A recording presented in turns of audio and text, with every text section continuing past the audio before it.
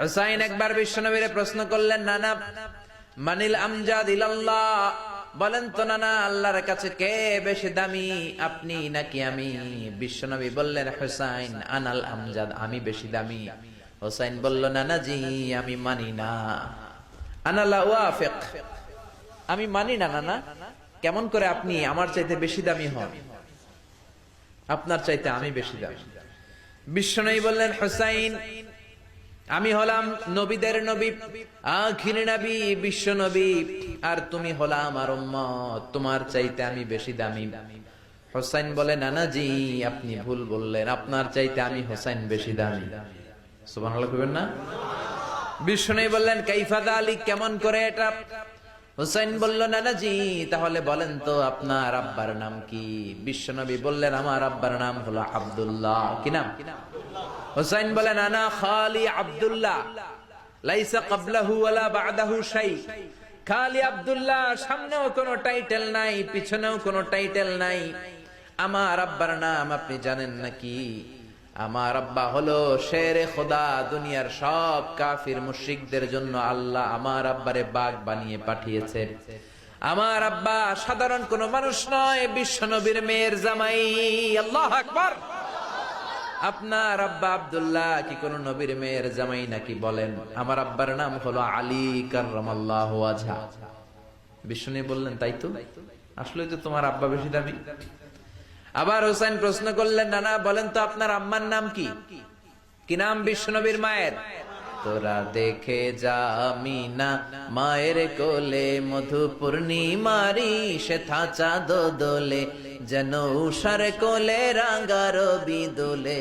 তোরা দেখে যা আমিনা মায়ের কোলে, কুল মখলুকে আজি ধ্বনি ওঠে কে এলোই, কালিমা শাহাদাতের বাণী ঠোঁটে কে এলোই, পড়ে দুরুদ ফেরেশতা বেহেশতের দুয়ার খোলে। তোরা দেখে যা আমিনা মায়ের কোলে। আল্লাহু আকবার। বিশ্বনবী বললেন, আমার মায়ের নাম আমিনা। হুসাইন বলল, নানা জি আপনার মায়ের নাম যদি আমিনা হয়, জেনে রাখেন আমার মায়ের নাম হলো ফাতিমা, সাইয়্যিদাতুন নিসাই আহলিল জান্নাহ। জান্নাতে সর্বপ্রথম যেই মহিলাটা ঢুকবেন, ওই মহিলাটা হলো আমার আম্মা জান ফাতিমা। বিশ্বনবী ফাতেমারে এত ভালোবাসতেন, বিশ্বনবী বলতেন যে ফাতেমারে কষ্ট দেয় সেজন্য আমি নবীরে কষ্ট দেয়, আর যে ফাতেমার মনের মধ্যে আনন্দ দেয় সেজন্য আমি নবীরে আনন্দ দেয়। বিশ্বনবী কোন সফরে গেলে সবার শেষে ফাতেমার সাথে দেখা করে বের হতেন, আবার সফর শেষ করে বাড়িতে আসার সময় সবার প্রথম ফাতেমার সাথে দেখা করতেন। ও নানা বলেন তো তাহলে কে দামি, আপনার আম্মা আমেনা নাকি আমার মা ফাতিমা? বিশ্বনবী আর কোনো কথা বলে না। হুসাইন একের পর এক প্রশ্ন বানে নানাকে জর্জরিত করছে, নানা এবার বলেন তো আপনার নানির নাম কি? বিশ্বনবী বললেন, হুসাইন আমার নানির নাম হলো বাররা বিনতে আব্দুল উজ্জা। হুসাইন বলে, নানা আপনার নানি বাররা রে কেউ চিনে না। চিনেন আপনারা? অনেকে জানেই না, ওই যে কয় নসিনি, আরা নসিনি দে, আমরা চিনি না বাররা বিনতে আব্দুল উজ্জা। হুসাইন বলে, নানা আপনার নানিরে তো কেউ চিনে না, বাররা নামটা কারো মুখস্থ নাই। আমার নানির নাম আপনি জানেন নাকি? আমার নানির নাম হলো খাদিজাতুল কুবরা আত-তাহেরা।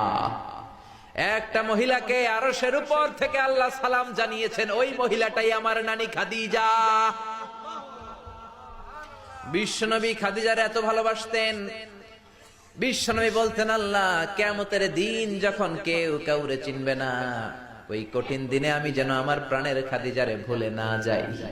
খাদিজা ইন্তেকালের পরে বিশ্বনবী নিজ হাতে দাফন কাফন করলেন, কবরের সামনে দাঁড়িয়ে দোয়া করলেন।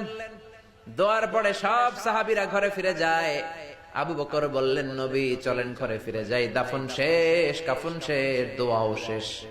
বিশ্বনবী বললেন, না আবু বকর আমি যাব না, তুমি যাও, আমি কবরের সামনে দাঁড়িয়ে থাকবো।